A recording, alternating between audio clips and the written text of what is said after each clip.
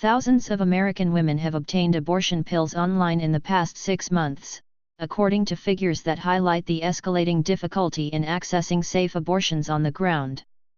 Data shared with The Guardian reveals that 21,000 women requested abortion medication between October 2018 and March this year from the charity Aid Access. Between a third and a half of the women who made the requests were then sent abortion pills in the mail. The majority of the recipients live in states with hostile abortion policies. Women who obtained pills online described desperation at being unable to access affordable medical services locally, with some saying they had considered extreme measures to end their pregnancies.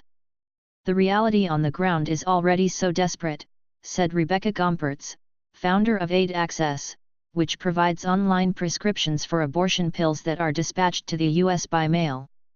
"If a woman cannot access a normal abortion in the U.S., they will do anything to end their pregnancy."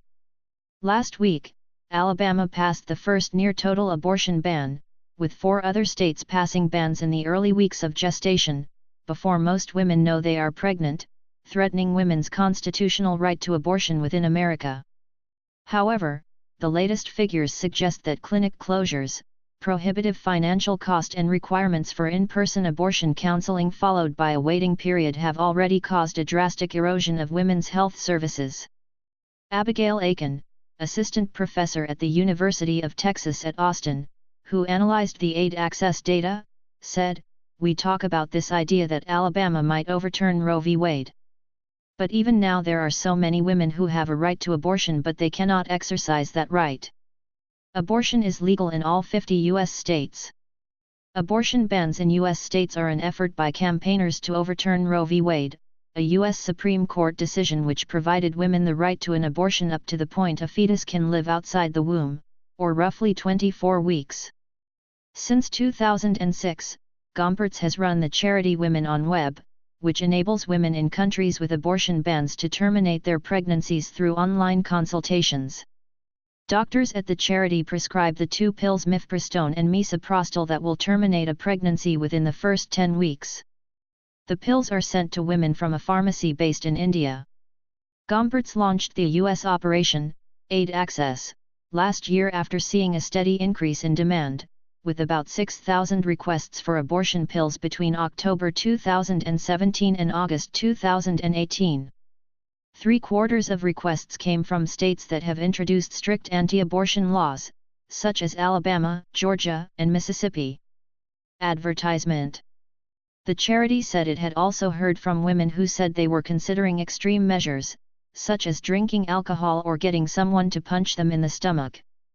In some states, anti-abortion legislation has led to a majority of clinics closing down. In Texas, there were 44 clinics in 2013, but only 19 clinics remained 2 years later after restrictive laws were passed reclassifying abortion centers as surgical centers, meaning they needed to have wide corridors and large operating rooms. Last year, 6 states were reported to have just 1 abortion provider in operation.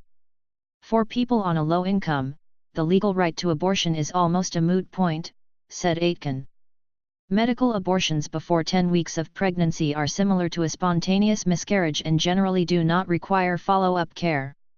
The first pill, mifepristone, blocks the pregnancy hormone and the second, misoprostol, taken 24 hours later, causes the uterus to contract. Testimonies from women said to have accessed abortion pills, published by the charity in a letter last week, span a range of situations, from young women in relationships who could not afford the $900 charged by their local clinic, to mothers who did not want to have another child, to women in abusive relationships. The U.S. Food and Drug Administration, FDA, has issued a warning letter stating that Aid Access is violating federal law by selling misbranded and unapproved drugs.